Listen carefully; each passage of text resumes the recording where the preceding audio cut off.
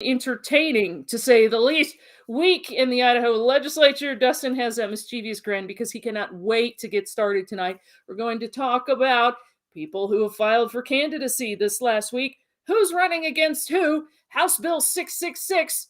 No, that was not on purpose that it had that number. And we're also going to talk about Chuck Winder, House Bill 675, and Schrodinger's tax bill, well, or tax cut, or tax raise. We're not sure what it is, but we're talking about it tonight on Steph Lucas Live.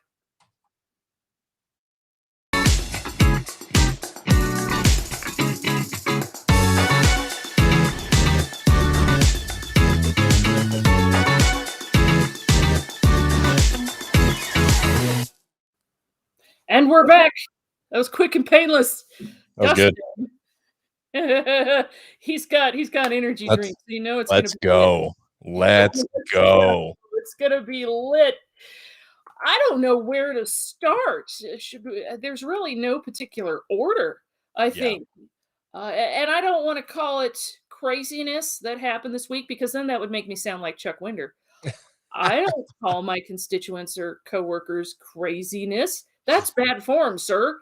So let's do this. Let's do this. I am dying to talk about election filings. Okay.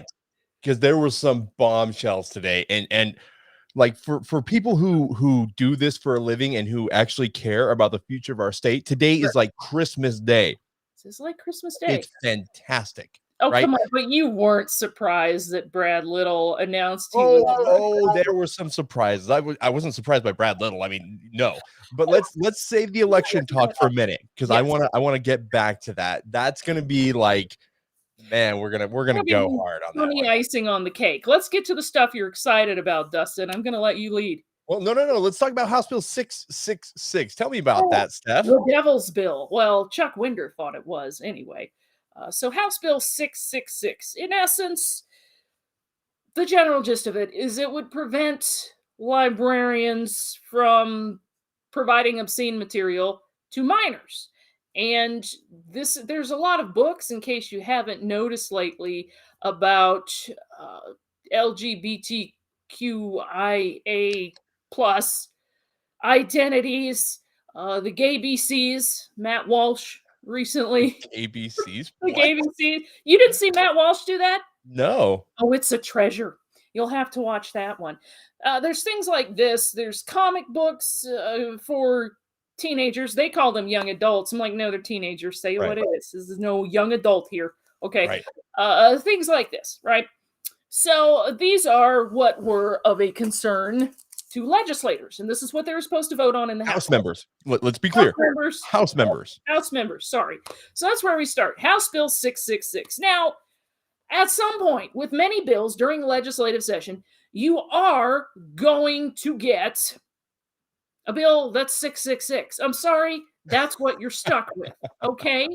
And it's like the number 13, do you believe it or do you not? My cat, for example, in the Middle Ages, they thought it was a sign of bad luck, etc., etc. We know now that's not so, through science, Dustin. But now we're going to move my cat away and tell it to stop coming over here. And we're going to get it back to House Bill 666. So I spoke with Representative Wendy Horman on my show yesterday. I also spoke with Representative Ron Nate, and they both voted in favor of this bill that would penalize/criminalize librarians, employees that would expose children to this sort of thing or curate this type of material. Now, if you read in the Idaho Statesman, oh my gosh. If you're subjected to that, you would think that Republicans are putting librarians in front of a firing line. That, and then I noticed 2 days in a row they referred to secret folders that lawmakers had to look at what was in these secret folders right before the bill 666 was voted on. I said, really, people? Are you trying to make this sound like a Dan Brown novel? Secret folders in Bill 666? They have no shame. Yeah, no, this is great. No shame. So me and Wendy Horman actually had a good laugh about that. She said what they were folders with the material in it that's actually in Idaho libraries, etc. And she said, by law, we can't be spreading this stuff around, especially to minors. I was very careful with my folder, but there was no secret folder, or however the Idaho Statesman wanted to call it, right? So, secret folders aside, House bill, they vote, hey, yeah, obscene material, not so good, okay? Yeah. Anything to add to that about the ins and outs of it? Freedom, reign, whatever? Yeah, so I just shared a link in the comment section for you. Heather Scott, actually, I cannot believe she did this, but I am so freaking impressed that she did. I love it. So she put up a video of one of the books that was in the secret folders, and like, look, I need to go talk to my bishop after watching the video and do some repenting, because like, holy crap. And again, the same thing is happening in Florida, by the way. If you haven't seen what's going on there, the Democrats there are freaking out, and the media is going along with it. The media industrial complex, they're saying, hey, there's this bill that you can't say gay to K through 3-year-olds. No, that's not what it says. It says you can't teach them about sex, about gender identity, about all this like really confusing stuff that's not age appropriate. That's all it says. You can be gay, like you can talk about that stuff. But notice Amber here has a question that will help us define this. She said, so was obscene material specifies as the whole LGBTQ, etc. pushing? No, but I will tell you, there's a comic book out there that I've seen that was sent to me as someone who's a journalist, and it was about two boys that were curious about each other, and it had all the ensuing illustrations that went along with that. So if anyone's trying to say this is an anti-LGBTQ bill, no, it's not. But anyone who's talking about sexuality with a 5-year-old probably should not be within 900 yards of that kid. Okay, they shouldn't be within. I think there's laws. You can't be within like 1.5 miles of that kid. Like, you shouldn't be around kids. Like, you need to go to like Australia and just.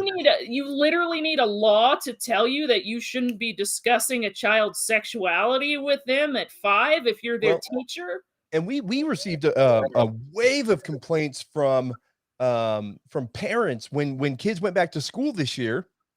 Apparently, the pronouns thing was really popular among a number of Idaho teachers, and that sparked discussions. Hi, I'm Mrs. Brown. My pronouns are he, hey, them, and them, they, X. I don't even know. I don't know how it works. Right. And that sparked discussions with the kids, like young, like kindergartners, 100 or first graders, second graders, third graders. We heard from all levels, and it was, hey, they're confusing the hell out of my kids. I have a biblical worldview, or even other religious worldview, or even one based in science, and they're teaching my kid this garbage, and I never gave them permission to do that. Right. And that's the type of behavior that House Republicans want to fix with House Bill 66. Not that exact thing, but it's in the same vein, right? It's about exposing kids to age appropriate materials, right, with parental consent. Right. So it's asking for librarians, educators, curators, what have you, to have some sense of propriety. There we go. So, for lack of a better word. So, or discretion, right? You're right. So it gets passed in the House. And of course, the 3 Democrats in the House absolutely lose it. And I thought, do you know where you live, Madam Rubel? Do you? You live in Idaho, and you're acting outraged over this. Cool. So what happens is we're talking about this, and then this coincides with House Bill 675. Refresh my memory on this. I know what it is. I just need like 2 words to jog it here. It's House Bill 675. Okay. I have to admit, I don't know what that bill is. Okay, we know House Bill 675. Oh, it was on the Blaze. Glenn Beck was even covering this. So, the no transgender surgery bill for kids. Why did I not? Sorry, it's Friday, guys, and you have to give me and Dustin a break. It's been a long week. So House Bill, we have a whole bunch of bills here. I'm focused on like musicals from Sing 2, but like and Encanto. That's what I'm focused on. That's so please forgive me. Yes. So House Bill 675. And these are important that we mention these in tandem. Yes. So, and I know you're trying to go chronologically in your brain, and we're kind of out of chronological order. 666, 675. So what 675 says is that any type of transgender surgery, puberty blockers, hormones, etc., perpetuated on a child under the age of 18 would be a crime. Okay? Conservatives agree. Now, this passes in the House as well. Much freak out was heard across the land by Democrats. All three of them. Why do you hate trans kids? Right. And the Idaho Statesman, again, Idaho Press tries to pass this off. I saw this in many headlines. Anti-trans youth bill. And I'm like, here we are. You're saying that, okay. So that's what it was passed by. It's always about hate. It's always anti. It's not, hey, here's a bill that wouldn't allow a child under the age of 18 who can't drink or smoke, etc., to also make a life-altering decision that they may regret later. There you have it. It passed along party line. These are kind of the two things that Republicans normally don't get along about. They don't get along about a lot of bills, but both of these bills pass along party lines. So, what we have next day is Chuck Winder having a lunch with reporters. And the Idaho Press reported that Scott Bedke was supposed to show up, but they literally said Scott Bedke backed out right before the event. I don't know what they meant by that. Just thought I'd throw that in there for entertainment. Chuck Winder has this lunch alongside House Democrat leadership, minority leadership, House Senate minority leadership. Okay? So it was a lunch, but it was almost like a press conference a little bit when you're flanking. Just hey, an update on when the session is supposed to end in 2 weeks, and just kind of an update on what's going to be heard, what's not going to be heard, et cetera, where the roadmap is. Right. So Winder decides to say at this press conference that House Bills 666 and alongside 675 just flat out aren't getting a hearing. He also said a lot of the craziness that happens in the House won't get past the Senate. And I thought, okay, craziness, that's, wow, what did you just call a bunch of state representatives? And then Idaho Press is reporting that he said he thought it was fitting that the librarian obscenity bill 666 was named so. And I thought, and you're calling House representatives crazy and you make that reference? Yep. Weird flex, but okay, Chuck. Yeah, the bill, I mean, there's a lot to it, and I would encourage you to read the Idaho Freedom Index analysis of that bill. We have it on IdahoFreedomIndex.com. We talked about that one a lot. And a lot of people are like, well, it's government censorship. Maybe. I don't think that keeping the material that I saw on Heather Scott's video away from little kids is government censorship. I just really don't. But it's definitely not what they said it was. I mean, they said it was just like this targeted effort to keep people dumb about things. I'm like, no. I kind of want. Let me guess, the references about Nazis and book burning came out. They love that. I probably somewhere on social media because it's a dumpster fire, but probably on Reddit. The mainstream press did what they always do, and they just said, "Hey, this is anti-librarian. They're gonna throw away the key after they lock up, they don't want the local librarian." Middle Ages, Salem witch trials, the whole gambit, I'm sure. So this is what happens, and Chuck Winder said, and this is very telling, Dustin, that he sent those bills to Senate State Affairs for a reason. So he's saying without saying that no, it's not going to get heard because it's in state affairs. Yep. There's more of this going on. These are bills that passed overwhelmingly in the House, and they're just not going to be heard in the Senate. And that's standard practice. It really has become a thing where the conservative House, which is not perfect, but it's way more conservative than the Senate. Oh, sure. They send over good bills or at least decent bills, and they just don't ever get a hearing. I think Carrie Hank's anti-mask mandate bill. Now we're kind of over. I mean, I was over coronavirus about 3 weeks into coronavirus. Yeah, I remember. A lot of people were, right? But that bill is. I mean, we're kind of over it, but that bill still needs to pass. Right. And it's going to be held up in the Senate. It's not going to get a hearing, probably. Right. Because it's amazing the arrogance of some of these people who stop these really good ideas. Right. And I've helped out in Senate elections, and I will tell you, and these are not the candidates I have helped out, but the attitude of the Senate in general is a very parental, we know better than you. Christy Zito exempted, okay? She's probably the only senator with rating with you guys over 50% or something. Well, I think Carl Crabtree, he votes just well enough to convince people he's a conservative. It's very coordinated. Regina Bayer, and Steve Vick, and those are the only ones. But most of the Senate, they think that they are the statesmen of the Capitol, and that it's their job to calm the waters, where the tempestuous, immature House just can do whatever it wants. Right, these rabble rousers and these goings on, etc. So that's where we're at with the Senate. Chuck Winder said 2 bills that were basically meant to protect children aren't going anywhere. And so that's what everyone needs to know about Chuck Winder. That's where I'm at this evening. What's your take, Dustin? Chuck Winder is getting increasingly bold with his arrogance. Right.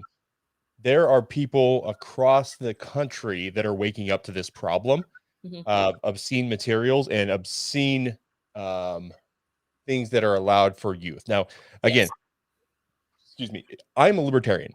If you don't know about that about me, I'm a libertarian. If you want to go be gay or trans and smoke your weed and have rifles and M16s, you want a tank, you can have one. Sure, right. But I don't want to pay for any of it. So if you're over 18 and you want to do all that, you're thoroughly convinced I'm not paying for it. You want to change your gender on the outside as much as medical science can, then go for it.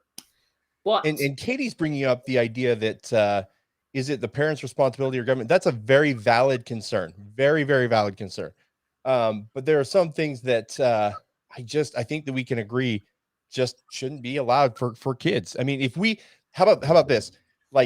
And I know this is a parental consent thing, but the state legislature doesn't let kids decide if they can go 14. I think it's 14 and younger can't use a tanning bed. 14 and older, 14 to 18, you have to have parental consent, or 14 to 17. Right. I hate arguing the government should have a role in anything. But these are lifelong decisions that have huge impacts on people. Right. And if you read, there's a book, I don't remember what it is, but it got pulled off Target's shelves for a day because it was seen as anti-trans. I don't remember what it's called, but anyway, basically it argues that a lot of these people are being duped by, I hate to say big gay, but kind of like the gay industrial complex, or the LGBTQ industrial complex, right? And so they will often, because it's a trendy thing to do, they'll often go LGBTQ and then, or trans or whatever, and they'll come back and they'll regret it. That's a thing that happens more often than we are told. Right. The Blaze, Glenn Beck's news outlet, covered House Bill 675, and what we had with the Idaho Statesman is parents were in tears, dogs and cats living together, mass hysteria if this passes. The Blaze actually covered people that were there that did transition, and it was terrible. And they were in favor of House Bill 675. So that's the other side of the story, and this is what legislators had to consider. Yeah. And this, you and I, we could go on for an hour about this, about where does this science come from? Where are these psychologists saying this? Well, universities are inherently liberal. That's the think tanks where these things happen. We could go on and on about this and how this is starting to become standard psychiatric practice, right? That's a whole nother episode. But that's a thing. That's a really big thing. Yeah. So, and I'm sorry. Again, if you want to go do what you want to do, go do it. But I don't think that we should allow these things to go on for use. But I am open and willing to have the debate. I believe almost the entire House, except for Fred Wood, Twin Falls. Fred Wood, the Democrat. Now that he's not running for re-election, he's voting his true color. We're gonna lose. There are a few like that, by the way. Yeah, well, go on, Fred, with your bad self, since you're not running for re-election. You just do you, my friend.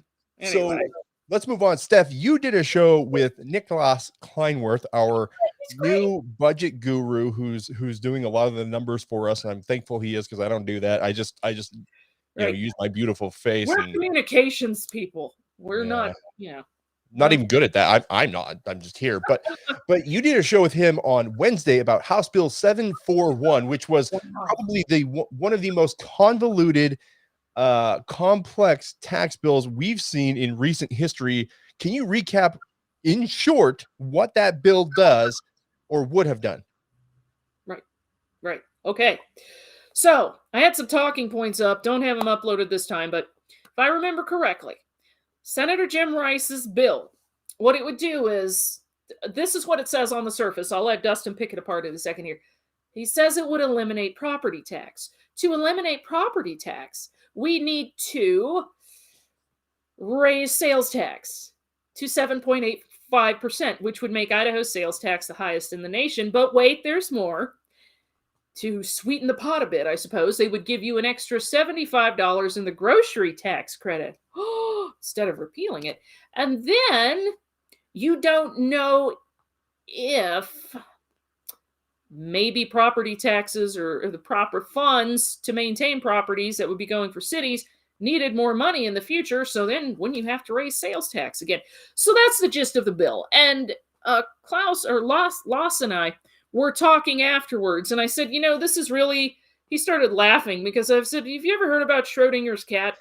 Okay, it's kind of a physics experiment. When you get to the end of it, the cat is either dead or alive in the box. I'm not going to demonstrate with one of these felines. Are you sure? You've got a few extra cats there. And I swear to you, somebody made the funniest comment. They said, that cat's like, where's Waldo every time. I'm like, I know. I used to put them back in the bedroom, and then they would freak out and start yowling. And they only come around me when I'm filming because they're like, oh, what's she doing? She normally doesn't sit still. So that's where we're at. But back to Schrodinger's cat. So the cat's either alive or dead in the box, but you have to open the box to find out. This is Schrodinger's tax bill. Is it a tax raise? Is it a tax cut? We don't know till we open the box. Don't open the box. Don't even go there. Okay. And I had someone write me on my show saying, well, I'm from Washington State. I'm like, oh, Lord, here we go. You're from another state and you're here to tell Idaho how to run things. Well, let's hear it, sir. And it was, we had a high sales tax for a while, 8.1%, and we didn't have any property taxes. But it meant I actually owned my house. That's a fallacy, sir. Because there's still the taxes that go to cities, or the funds that go to cities to maintain your property. And Loss was saying that's essentially still a property tax. You're still never going to own your house at this rate, right? So I have a couple comments on this bill. I didn't do a deep dive on it, but I worked with our policy team to kind of evaluate it and prepare some stuff to educate the public on it. And it's the concept is interesting. And I appreciate that lawmakers were trying to come up with a solution for property taxes because their ideas so far have been terrible or they've been non-existent, which is even more problematic. Right. But the bill, first of all, whenever a bill is complicated, I just come from a very simple standpoint. The more complicated it is, the more I hate it because there are way more unintended consequences. Right. There are way more things that, again, another way to say unintended consequences, stuff that people don't think about. There could be effects to cities, to counties, to families. And people are commenting here in the comments section, they would be taxing food at 7.85%. You think an extra $75 is going to cover that? No, it's not. It's a really convoluted solution. Yeah. The longer I deal with politics, I'm like you. There's got to be a simple solution to this. And get your Wayne was right mason jars ready to put change in. At the beginning of the session, what did Wayne say? We have an almost $2 billion surplus, $1.9 billion. What you need to do to make lasting change is A, eliminate the property tax, B, eliminate the grocery tax, or do both. Go with option C. And instead of going with that option, we just have little bits of money being taken out of the fund. They're just making it up as they go along. Right. And then we wind up with what I told Loss, and he said, I'm in agreement with you. I said, this is Frankenstein's monster. This is an example of everything that's come down the line with the legislative session. And I suppose Jim Rice has good intentions trying to take care of property tax, grocery tax, and all these big issues. But the road to hell is paved with good intentions, and here we are. Yes. So, It's if you looked at the winners and losers there, the winners were homeowners and here's the other one. So the bill didn't actually eliminate property taxes altogether. It took like mosquito districts, cities, counties, and a few other taxing districts off your property tax bill. So it would be a dramatic decrease, but it left school bonds and levies on. Now, the winner there is the taxing districts or the schools who want to increase their taxes, because at some point they will say, homeowners will say, oh, they're asking for another $200 on my school tax. Well, I just got a cut, and so I can afford that. It's okay. So we're going to approve more because you're paying 7.85% on sales tax, which is air conditioners, lawnmowers, everything you buy. Used vehicles are really expensive these days, and a really good way to deal with that is to make them more expensive, I guess. Yeah, let's just make it more expensive. It's like $10,000 for like a car that has 400,000 miles on it. It's crazy. I know. Crazy. I'll just keep driving around my minivan. It's fine. We're good. Yeah. I'm gonna be Ubering until the day I die to pay for this. Anyway, so the other so the taxing districts were winners, homeowners were winners, and by the way, you're a homeowner, I'm not. I empathize with you guys because I know that you're getting killed by property taxes. Yes, but shifting the burden to people like me and other renters is not the way to do this at all. It would have shifted the burden to farmers, so it would have made food more expensive. It would have shifted the bill to renters who are struggling to deal with high rent prices in Idaho right now. Yeah, and businesses. And what happens when business costs go up? Everything goes up. So it's everything gets more expensive. It's not like inflation bill. It's like it's not like the business owners are going to cut their income or cut wages for their workers. They can't. They're going to pass those on to you. No. So Loss told me that Fred, who is a financial wizard, had to take a couple days and sit down and look at this. And he says he's still trying to understand it. And I said, Boss, have we considered the possibility that this bill can't be understood because it doesn't make any sense in the first place? It's like someone making up their own language and speaking gibberish. You're not going to be able to understand it. Gibberish? What? Did you say gibberish with a hard G? Gibberish, like toddlers do when they're gibberish. I've never heard it said that way. Really? Well, I lived here 27 years, but I am from the East Coast, so I say. Okay, so quick poll in the comment section. Is gibberish said with a hard G or a soft G? Please vote now. Okay, continue. We will send you a free mason jar, otherwise known as the Wayne was right jar. And every time Wayne's right, you put a quarter in it, and before you know it, you have enough for a gallon of gas. You have it.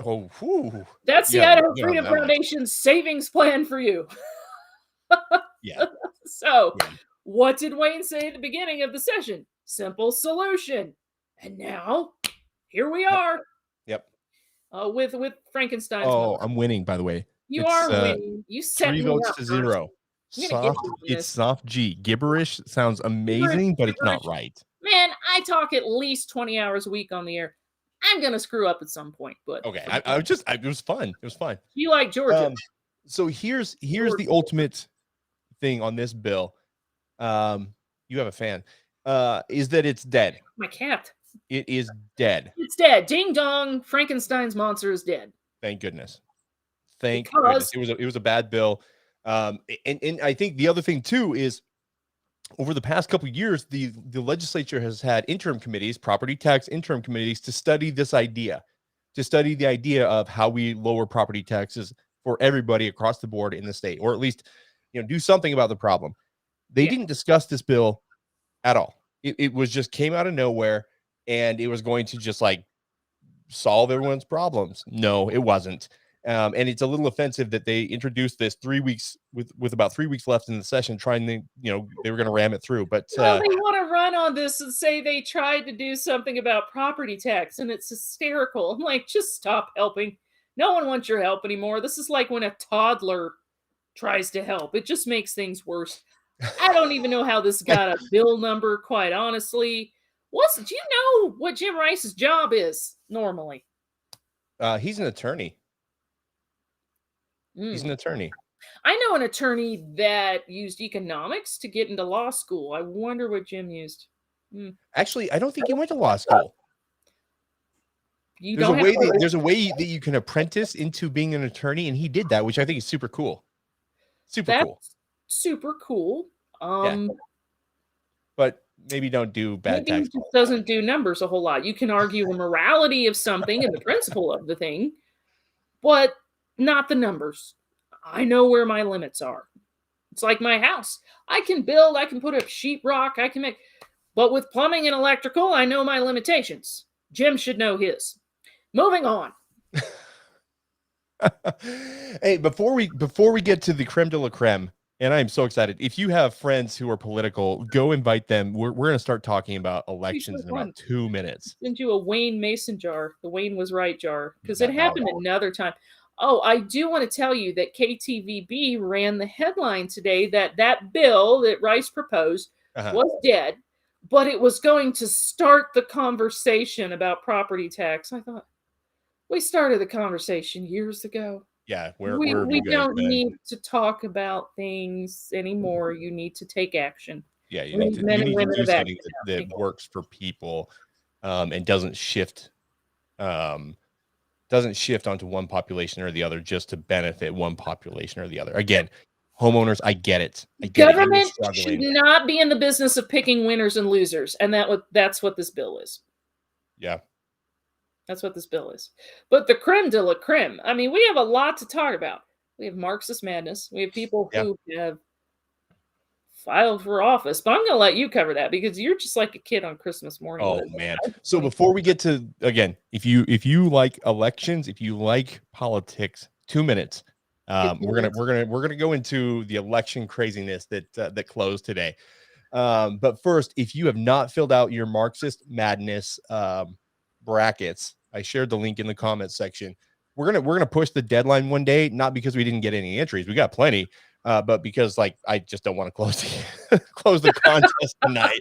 I just have other things to do. Well, you see, and you can't belong to the IFF if you fill it out and get a prize. I feel that Dustin said, "Now, Stephanie, you get out of here." I was like, darn it. Yeah, IFF employees are not eligible. We're going to do them because it's fun.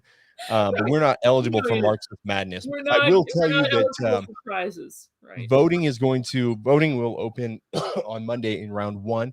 And like I said, the key matchup there, I think, is Scott Syme versus Lori Likely. So idahofreedom.org/Marxist madness. And we're going to find the biggest statist in the Capitol, the person who loves government the most. And they're I can't tell you. I've seen all the scorecards that have come in, and there is one clear favorite, and it's not who you think it is. I'm not going to tell you. Scott Syme, I wonder if the Idaho Statesman or these usual suspect outlets are not using Marxist madness as a way to promote and interview certain people in the legislature, because Scott Syme was interviewed in yet another hit piece on you guys this week. And they also interviewed his wife, who's a county commissioner. Nothing new. Nothing new. Yeah, so it was a fun article. Good job, you guys. I forgot to put this picture up. We'll do it next Wednesday. It's so funny, though. It was found in the wild in the comments section, and someone had stolen a sign. And I wish I had it here. I feel terrible explaining the joke without it, but we're taking up time while we're waiting for you to grab your friends here, figuratively. And what we have is, where was I? Oh, yeah. Okay, KTVB comments. I'm just scrolling through because it's so entertaining. And someone has stolen a sign from a local mom and pop type ice cream shop, right? Is that the one on 14th in Boise? Yeah, and it was stolen by these women. And I'm like, wow, that's really awful. You stole their sign, and they sent pictures, and probably they were drunk or whatever, but just send the sign back, right? But the funny thing is the headline just said, sign stolen, suspect still at large. And some guy put in the comment section, let me guess, it was the IFF, right? Yeah. Oh, I did see that. They do blame us for everything. This is beautiful. The guy's just like, can you guys stop blaming the IFF for everything? I mean, it's almost like a Scooby-Doo episode. Oh, let's see who's really behind it. Oh, And it's IFF every time. You lose a sock in the dryer, it's IFF. You lose some Tupperware, it's IFF. You get a flat tire, it's IFF. You step on your a puppy tack, gets clubbed, it's IFF. I don't know why your puppy would get sign clubbed. gets stolen. It was the IFF. You know, it must have been Wayne down there. Must have been Loss. I don't know. It was somebody. So that's how it is with KTVBTQ. Did I get it right? We are the new Russia. Spud says we're the new Russia. No, it's actually, I think we're the new Orange Man bad. Trump derangement syndrome is a real condition, right? It really is. I heard Hillary's boycotting Russia. You know how? She's going to stop buying her dossiers from there. You went there. You went there. Like somebody said, I gained 10 pounds. It was the IFF's fault. Yeah, that probably was our fault. Probably was.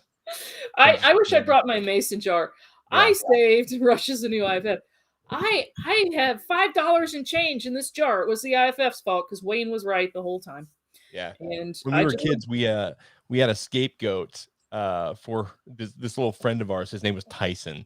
And anytime anything was ever broken around the house, it was Tyson did it, right? It's that type of thing. It's kind of fun. Okay. I am so excited to talk politics. All right. And I'm going to ask you, I have the list here. You don't, but I just want to go into a couple races statewide, and then I want to talk about some of the big ones that are going to happen in the legislature. So first, just so we back up, today was filing day, or the filing deadline day, your last chance to sign up to run for public office in the May primary. So if you're a Republican, Constitution, Independent, Libertarian, whatever, Green Party, a member of the news media, I guess that's Communist Party, you could file to run for an office. And oh my gosh. So first of all, we have, I think, 435 people running for governor this year. No joke. So we've got the front runners, Brad Little and Janice McGeehan, and then Ed Humphreys, Steve Bradshaw, a couple names I don't recognize. And by the way, I want to be clear about this. This is not an endorsement of anyone. These are just the thoughts that are flowing through my energy drink riddled head right now. But yeah, Ammon Bundy is in as an independent. There's a Democrat. I didn't know there's one Democrat for governor. There's one, and that's, I don't even think that's complete. I don't think this list is actually complete, because Ryan Cole, of all people, Ryan Cole from the guy who was the COVID narrative skeptic, Dr. Ryan Cole declared for governor today. Last spring, before he declared for governor. It was freaking on. I'm really excited to hear that. You know, can I put in my editorial, and it has nothing to do with endorsements? It's just about Brad Little signing up at the last minute. Yeah, go ahead, please. Okay. Well, I noticed today that he released the news that he was going to run for governor. Now, since at least July of last year, he had signs up at every parade event around East Idaho, green and gold, that said "Re-elect Brad Little." Yeah. And everyone kept saying to me, "Stephanie, do you think Brad Little's going to run for governor? He hasn't announced yet." And I said, well, if he hasn't announced yet, he sure has wasted a lot of money on signs. And so we're just waiting. And then today we get the press release to say, "I'm running for governor." And I thought, I am sorry. My kids say that's extra. That's just an extra move. That's just something Cardi B would do. Like, I'm just going to wait and let all my fans wait. My time and my clothes got to coordinate. Go on tour. That is a Cardi B diva move, Governor Brad Little. And it's not necessary for you to do this, sir. If he's trying to wait until the very deadline to announce he's going to run for governor to drum up interest, you don't have to do that. We have SEO now, search engine optimization, social media, all kinds of things that would create a buzz for you, Brad. Yep. Okay, this may have worked in, say, the 30s, right? In the 1930s, is Brad Little going to run for governor or not? This would have created a buzz. But now we have search engine optimization, sir. And I just think it was kind of anticlimactic. just like his ending the state of emergency. Okay, he wasn't going to end that state of emergency, and then House concurrent resolution got passed, this last week, and they said, hey, it's time to end that emergency. And then what you have is Brad Little, on his normal day, he puts out press releases Tuesday, and he said, so after much thought and deliberation, I'm going to end the state of emergency. You're just, it was just so, oh no, wait a second. I end the state of emergency when I say it's very Frank Sinatra, my way type of tone. And so I just thought, man, you got to plan ahead, Brad. You can't be a victim of circumstances. For instance, let's say he was on his way to the Secretary of State's office to sign up to run for re-election. What if he got pulled over? What if he didn't make it? I need a governor that plans ahead, way ahead. Months in advance. You have to know all the exits, literally and figuratively, Brad. And if I were running against you, which I'm not, like those other 435 people, I would ask you, sir, why did you wait until the very filing deadline to announce that you were running for governor? Were you unsure? And that's all I have to say about that. Steph Lucas op-ed does not necessarily reflect the opinions of the Idaho Freedom Foundation. There you have it. I just had to say. I do want to clear something up for I think it's I think you pronounce that Jeannie. I think that's your friend. This list is not complete. There are several names that I know went down and filed, and this list that's on the Secretary of State's website is not complete at this point. So, Ryan did file a C1, which is the ability to start fundraising, and he needed to file for governor officially today. I have a friend who I can't divulge the name, but I have a friend who said, "Hey, this is happening." He alerted me about 30 minutes beforehand, so I'm pretty sure, like I'm 98% sure Cole will be in the race. Well, the cat of luck is all over it because she's just showing up. Okay, so that one's gonna be good. The big one, the other big one at the District 1, which is the western part of the state, the Panhandle. For Congress, Russ Fulcher is running against an unknown Democrat who uses pronouns, a fake libertarian, and that's it. So he's going to cruise to re-election. He has no primary contest, which he's been pretty good on a lot of issues. So Russ, in full disclosure, he's a former IFF board member, so you just need to know that he's going to cruise. The other one, District 2. Mike Simpson versus Brian Smith, again, a current IFF board member. We don't have an opinion in the race. We're not going to go there. All I can say is this is going to be one heck of a contest. People are upset with Brian or with Mike Simpson. And that's all I'm going to say, just because he wants to breach some dams, and I talk about it enough on my show. But this is going to be one race to watch. So then you have you just have a bunch of good races.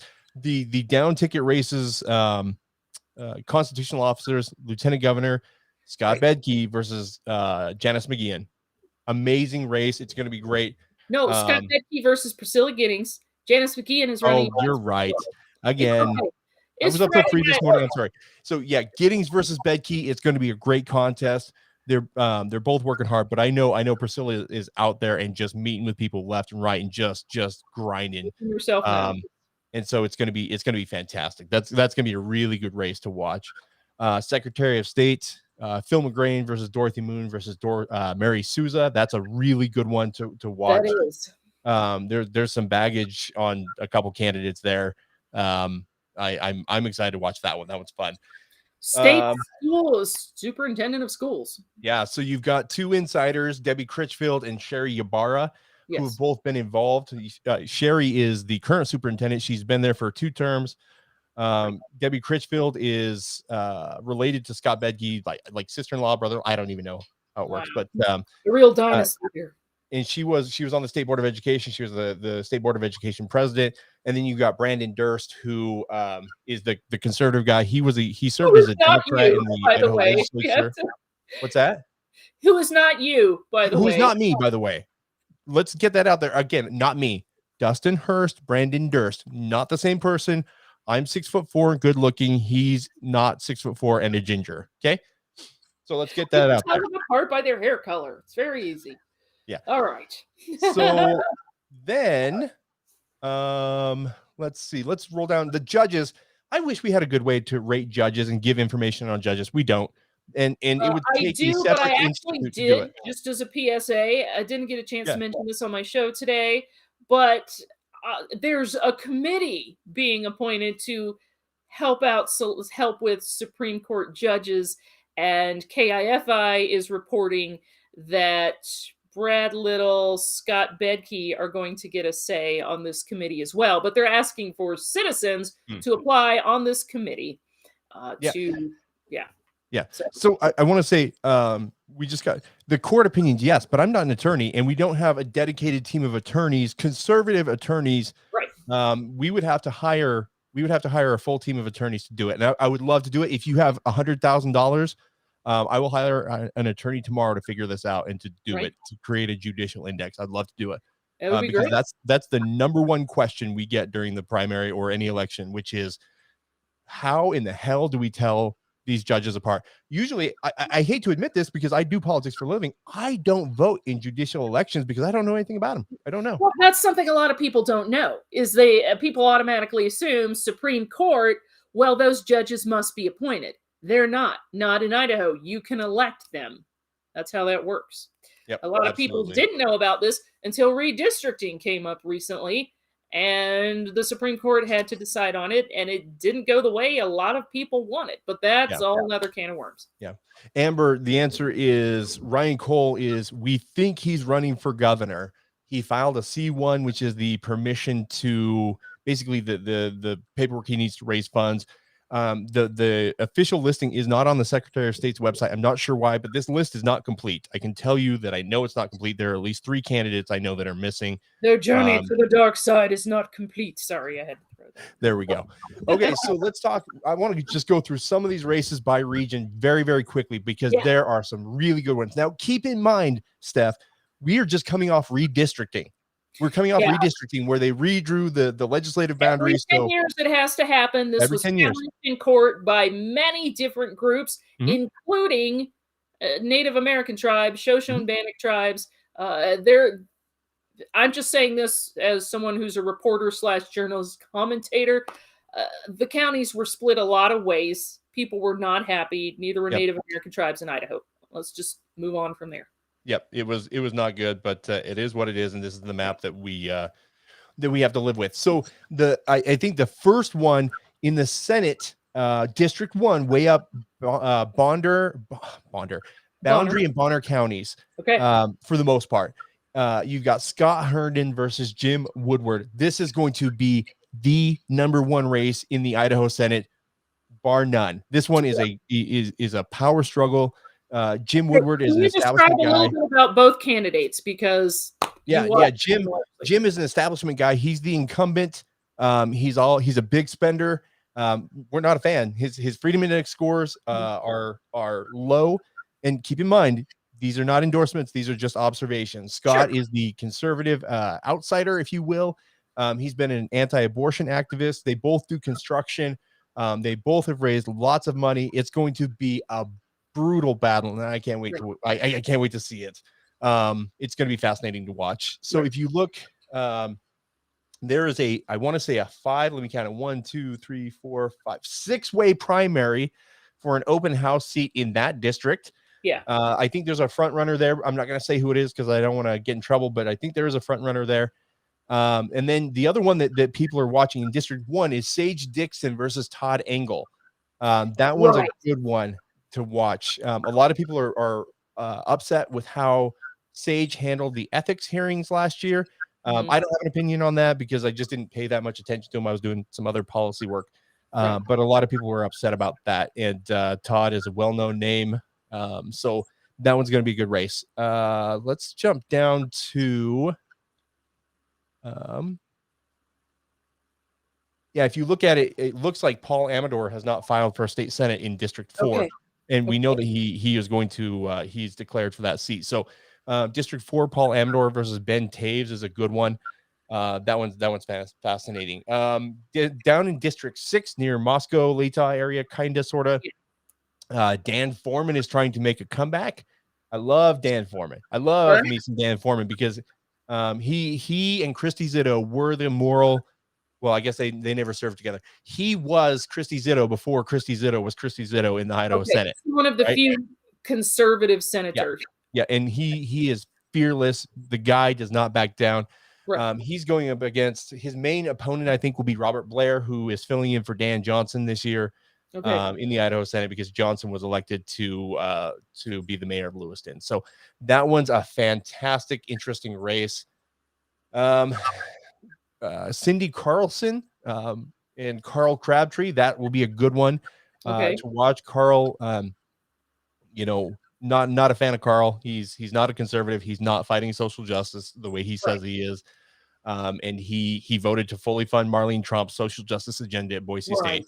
Not a fan.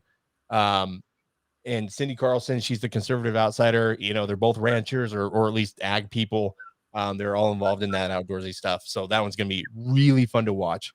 In District 8, Terry Gestrin, who is a House member right now, versus John Kruger, who I believe is the conservative pick in there, versus Jeff Schroeder, who is, I think he's a Mountain Home City Council member. That one's going to be a good one to watch too. Yeah, there you go. In District 9, you've got two incumbents going up against each other. And by the way, I'm not being all inclusive here because I don't have enough time to list everybody, but you've got Abby Lee versus Jim Rice. It's fantastic. Well, Jim's certainly getting a lot of publicity for his tax bill, and when the nicest thing the Idaho Statesman can say about it is that it's complex, that's a problem. Yeah. So this is going to be I think Jim is at a distinct disadvantage here because of how his boundary is drawn. He was kind of, it almost looks like he was an afterthought in his district, and it's mostly Abby Lee territory. So the voters are familiar with him, but I've talked to Jim about this. He said, I'm going to run hard and, let the chips fall where they may. So we'll see what this happens. one's going to be really interesting to watch because she is a member of leadership. And yes, Raul Labrador is running for something. I just skipped over it. He's running for AG versus Art Macomber and Lawrence Wasden. But this one's interesting. The Rice Lee race is interesting because he is chair of the Senate Tax Committee. So he has a lot of influence on tax, and she is a member of the Senate leadership team. So two very powerful, if you will, politicians are going at it. When you're in leadership, there's going to be a lot of scrutiny on your record. IFF you would hope said leadership. You would hope. Sorry, what? Yeah. So no, you would hope there would be some scrutiny. Okay, next one that's going to be fascinating to watch is Judy Boyle versus Scott Syme. Yeah. Oh man. So this is a throwdown that's happened because of redistricting. Can you explain this to me? Yeah. So Scott Syme was in District 11 with Tammy Nichols and Patty Lodge, but he lives in Wilder, and he got put into the new District 9. And Judy Boyle, this is Judy Boyle territory. So I think this is the one place where he has an uphill climb if he wants to retain his seat. So this is going to be a very, very challenging race for Scott. Judy was on the Halftime Report recently. I think last night, right? Okay, I think so. I haven't gotten a chance to watch the whole thing yet, but hope it went well. So it did. It was good. We talked education and taxes, and I don't think we got into re-election because that's not what Halftime's about. Sure. But it was a good one. Then District 10, you've got Scott Brock versus Tammy Nichols. Scott claims to be the end-all be-all conservative businessman, and Tammy is the Tammy is really high on our index. Conservative. That's how many times has she gotten an award at CPAC? Come on. Yeah, a lot. Tammy's running for Senate, right? Can we? Yep. Okay. Tammy's running for the Senate versus Scott Brock, and there is a Democrat in that race, but that's a very conservative district, so it's a done deal. I think the Republicans are going to win there, but who it is remains to be seen. I think because of the incumbency and because of her name recognition and her ACU score and her Freedom Index score. As far as concerned, we're talking about this like it's a football game, like a pregame. But the thing is her record, as far as conservative goes, I recognize that name. Brock's, I don't recognize, but her record speaks for itself. Well, and if you know the history of this district, this used to be my home district. 2 years ago, was it two or 4 years ago? Scott Brock ran against Patty and Lodge for the Senate, and Zach Brooks. Now, if he played Brock, played spoiler in that race. Mhm. Brooks would have beaten Patty Ann Lodge and taken out one of the biggest fake conservatives, if not for Scott Brock. Right. So a lot of people in that district are a little bit bitter about that. Will it It's come up in the race? like I don't know. Bush and what's his name? That the guy that Nader. It was Ralph Nader. What? This happened in like 91. Anyway, we'll go. Well, it happened in the Bush Gore election, right? With Nader, right? That was one of those. Oh, and Ross Perot. You mean Ross Perot? Ross Perot. Why couldn't I think of that? I'm like, wait a second. Okay, so moving on, you've got Greg Chaney versus Chris Treikel. Treikel came in third in the mayoral race, the recent mayoral race in Caldwell. Chaney has become Bedke's errand boy on the Senate floor, or the House floor, excuse me. Tell me about his opponent, because I know Chaney's voting record.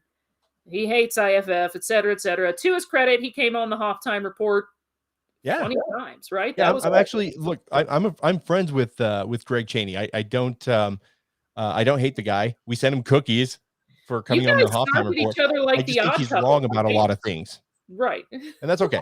That's okay. He can be wrong. Tell me a little bit about his opponent for Senate. So Greg's I don't know. So yeah, I don't know a ton about the guy, other than the fact that he's for grocery tax repeal. He is the conservative alternative. Whatever you want that to mean, you let it mean that. But he's coming at Chaney from the right, not from the left. Okay. So that one's very, very interesting. Or maybe he'll go at it by questioning Chaney's voting record. Yeah.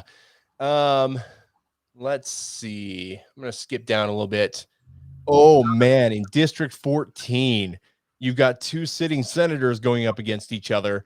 And I'm, quite frankly, I'm not a fan of either one based on their work this year. You've got Steve Thane, who has been just quite frankly, a disappointment on education choice this year. Right. A huge disappointment. Right. And then you've got Scott Grow, who has been a disappointment on a lot of things. Right. And he was actually part of this Rice tax bill. He was a big part of that. And so I'm not sure. I don't know. I don't know. And one of our viewers is actually running in that race too. Katie Donahue, friend of mine. So that's going to be an interesting race there. Let's jump down. You've got Cody Galloway in District 15 for Senate. You've got Cody Galloway versus Fred Martin. She's a sitting House member. He is the Democrat, or almost Democrat incumbent, the Republican incumbent for the Senate in a swing district there. So that race will be interesting to see. I think Fred will run to the center again in the Republican primary. Mm-hmm. And Cody will try to be the somewhat conservative alternative. I don't think she can be the, she's just not the Ron Nate type, the actual conservative. Yeah. So, but I think she's going to come at Fred from the right. We'll see how that works out.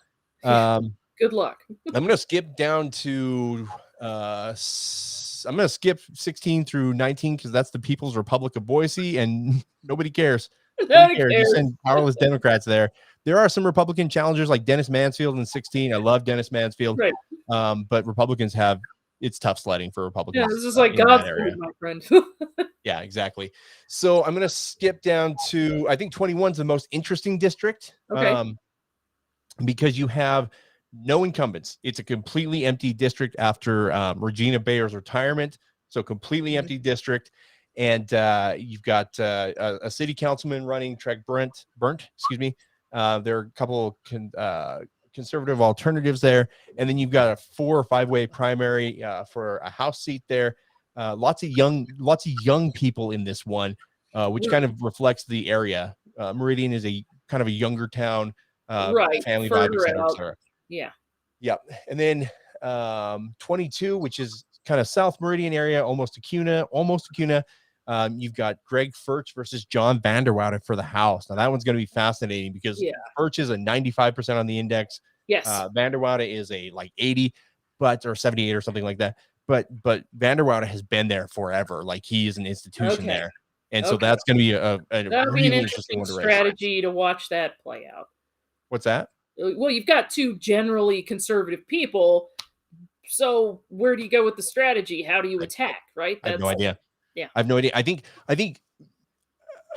Greg Furch has been standing for grocery tax repeal and for unlocking the oligarchy or destroying the oligarchy, and I think that's where he's got to go. Is John is a mostly reliable conservative for the most part, but Greg is the true principled one because he stood up for grocery tax repeal the entire session. So we'll see how that plays out. And keep in mind, John Vanderwild, his daughter, Lori Den Hartog. Lori Den Hartog is on the ballot too. So that's kind of tough. So there you go. In let's see, I'm gonna skip down. You have lots of retirements. There are tons of retirements. A lot of people are leaving. Fred Wood, Scott Bedke will not be there next year. Praise everything. There are lots of open seats in that area. Let's see, down to Gerald. Oh, here's a rematch in the new District 31. Carrie Hanks versus Gerald Raymond is one to watch. Right. I think Hanks won by 106 votes or something ridiculous. And it was initially reported. Actually, I was watching the elections that night. There was a recount. Yeah. She was upset, and then she found out the next day that she won by 106 votes. Yeah, it was originally called for Raymond, and then they found a reporting error. And I don't think it was one of those Biden reporting errors where they, just go no Dominion voting machines involved. But there was a recount, and then the next morning. Yep, she came out on top. So that one's one to watch. Rod Furness versus Darnell Shipp. That'll be interesting to see. I got the press release from Darnell Shipp, so we're gonna find what he's all about here. Another rematch of not a direct rematch, but Barb Hart versus Jeff Thompson. Jeff served for a number of years in the Capitol, and Barb is the sitting incumbent there. So it'll be interesting to see how those two play off each other. I think Barb's the more they ran against each other for mayor several years ago. Yes, that's right, they did. Yes. So we'll see how this plays out. They're both a rematch. Yeah, and then Steph Lucas, we get to the fight of all fights. All right. I'm Goodness excited. Gracious. I'm grabbing my microphone. We need the let's get ready to rumble. Let's get ready. I can't do it. You're doing a better job than I am because you're a guy. So yes, that's helpful. It's male privilege, I think. So you have Britt Raybould versus Ron Nate. Which I don't know. Look, I've never tracked this, but my guess is that this will be one of the most expensive house races in the entire history of the state of Idaho. Right. The special interests want Ron Nate gone. Yes. And they're going to spend like it. Yes. And Ron Nate is a thorn in the side of leadership in the House because the man simply tells the truth. That's how I see it. Britt Raybould, as far as conservatism, never was one, right? Well, and that's interesting. That with the Brock race and this one, these people are going to say, "Oh, I'm conservative." And in fact, by the way, I don't think Britt actually says she's conservative. I looked on her website. I don't think she says that, by the way. But if you are a conservative, why are you challenging the two most conservative members of the House? I don't understand that. That does not compute to me. I never understand that, but there's that. So that one's going to be beat her last time, I believe. He did, and there is a disadvantage for Nate this go round. So he actually lost Madison County by 100 votes or something like that. Mm-hmm.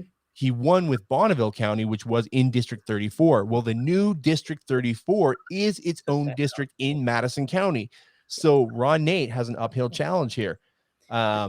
It's kind of working against him. People are surprised at Madison County, and they're going to get mad at me for saying this, but what I've seen with who they've elected as far as officials for the city of Rexburg, the county, they're going a lot more purple than people would think, than that they would like to admit. So I've said on my show before, Madison County, pay closer attention.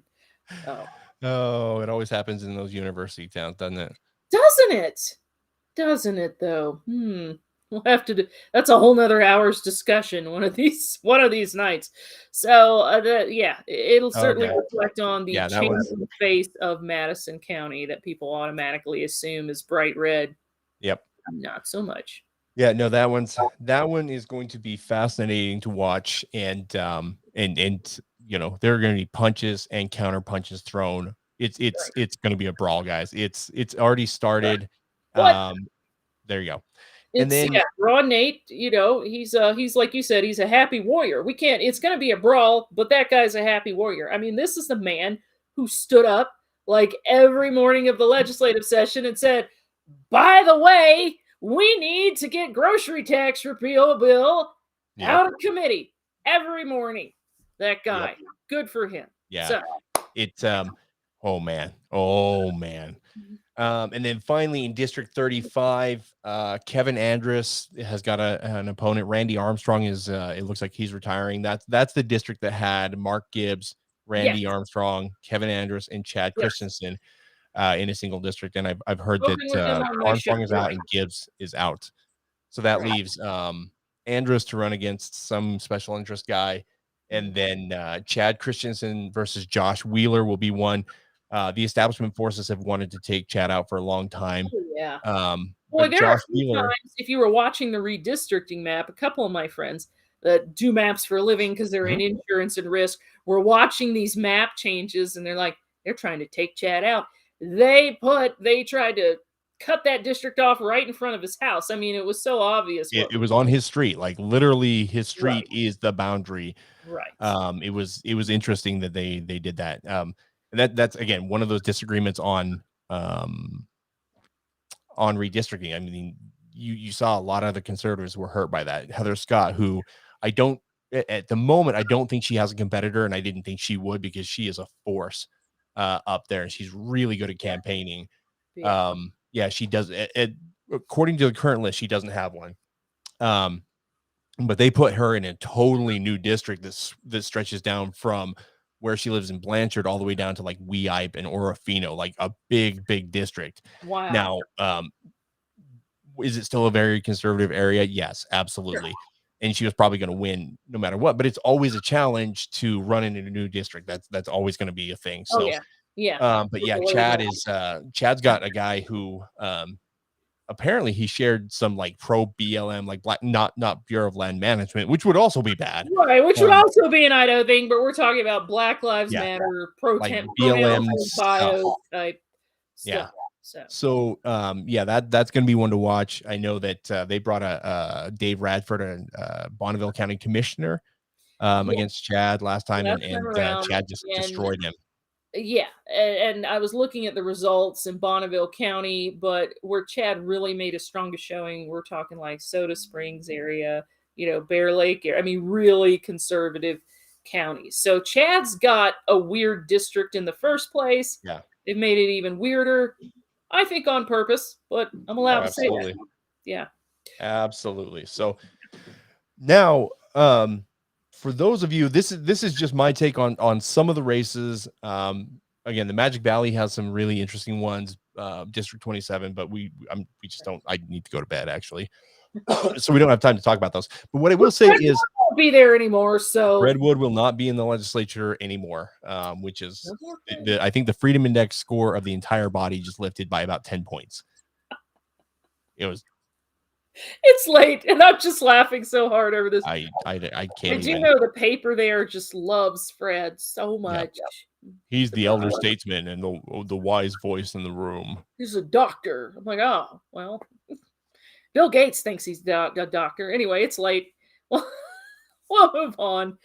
So those are, it's going to be something to watch. Man, every 2 years, and then we have redistricting on top of that, and I know some people who ran last time that are true conservatives that made a good showing.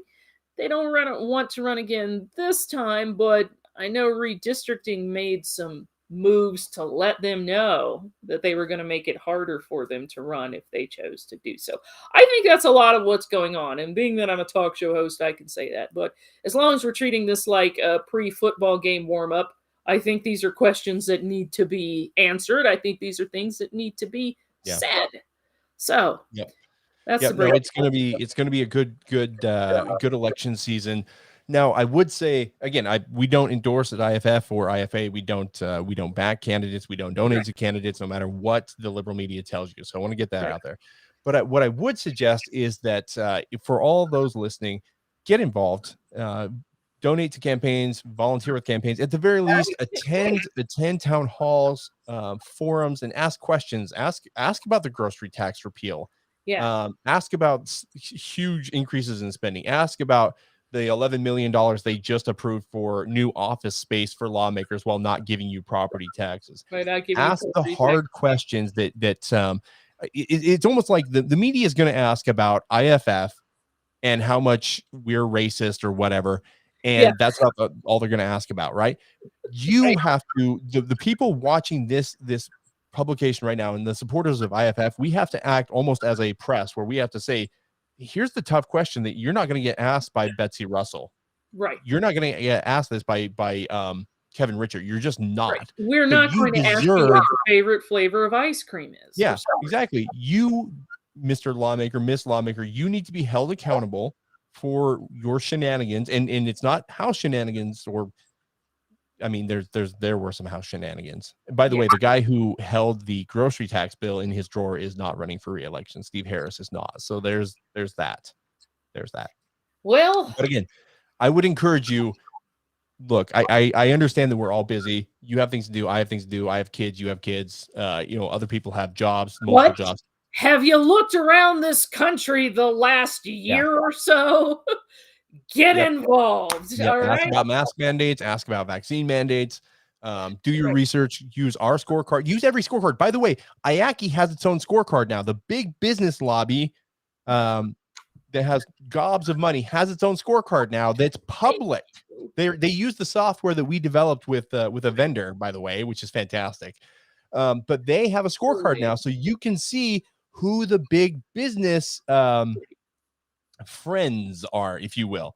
So use that scorecard, use ours, use the American Conservative Union, use the ACLU, use all the scorecards, do your homework on your candidates. Do not show up on election day, May 17th, and think that you can just cast a vote for an R or a D or an I or an L or whatever you are. That's literally rolling the dice and keeping your fingers crossed. That's not how that should work anymore. Now, I think we should do a special on what to look out for with candidates, because there's a lot of candidates out there that are going to say, I voted for grocery tax credit increase. You gave everybody $20. Don't let them fool you. You have to know the issues. I think maybe we should just do a few talking points. Of course, not tonight, but there's a lot of things that happen this legislative session that certain candidates are going to twist and say, I voted for education choice. No, you did not. That was the governor's bill that took ARPA funds and gave parents up to $3,000 per household to catch up on learning loss. That's not education choice. These are very, very careful with all of this. Yes. You have to be very, very careful with all this. So these, and we could go on for another hour talking about that, but it's probably something you and I can discuss and present later over questions you need to ask people running for office. Well, I voted for grocery tax. No, you didn't. You voted to give everyone $20. So you got to know the issues. You can't let people twist that. Pin them down. Yep. Do the work that the liberal media will not do. Right. And don't. I always look for people who say that they're the common sense conservatives, because that typically means, hey, I voted for big budgets and I called it an investment, and you're gonna like me taking more of your money. So that's beware of the weasel words, the nonsense, the deflection. Weasel words poster. That's a good one. Weasel words. We're doing that. The weaseliest. Okay, Steph, we will be back Tuesday night with Halftime Report, and it's a Sage Dixon of all people. So that'll be a good one. I think Sage is gonna have a fun time with that. Yeah, it's gonna be good. Sage is a very thoughtful guy, and we'll have some policy disagreements with him, but Sage is a conversation. It's gonna be a great conversation. We appreciate his willingness to come on the show. Then we have you and me. You Oh, and me. sorry. Go ahead. You and me Wednesday night. Come back Go on ahead, there, and Wednesday then night. weirdly Marks of enough, Madness. what's Anything that? Oh about yeah, that? you got to hang on. We'll get there. Thursday morning, next Thursday morning at 7 a.m. I have no idea how I'm going to get out of bed for this. But Cody Galloway is going to be on the halftime report at 7 a.m. And that's partially because of her schedule, but I'm also going down to Jordan B. Peterson in Salt Oh, Lake. that's right. You bought tickets like months ago. I did. I'm stoked. And then halftime or Steph Lucas Live next Friday. Tune in. But yes, as you mentioned, get your Marxist Madness scorecards in. We're still working on the prizes, but we're really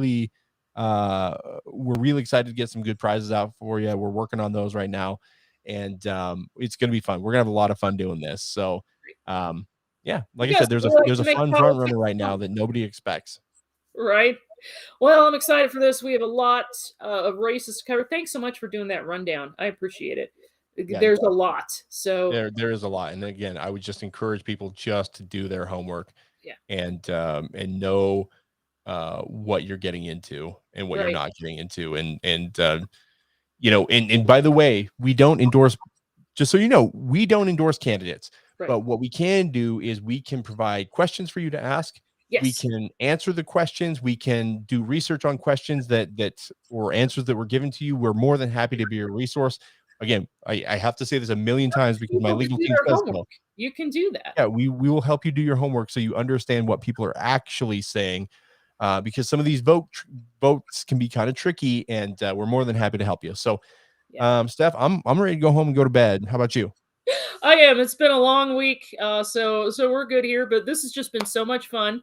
And then, of course, we'll be back on Wednesday talking some more about Marxist Madness. And we're not going to leave you hanging on these elections coming up. We're going to keep you informed, let you know about the issues, and keep on moving forward. That's what we do here. Thanks so much for joining on Steph Lucas Live. Stay tuned. Be here next Wednesday. We're going to talk about more fabulous prizes and Marxist Madness. Get your cards in. Go check that out and have a terrific weekend. Thanks for joining. Yeah, thanks.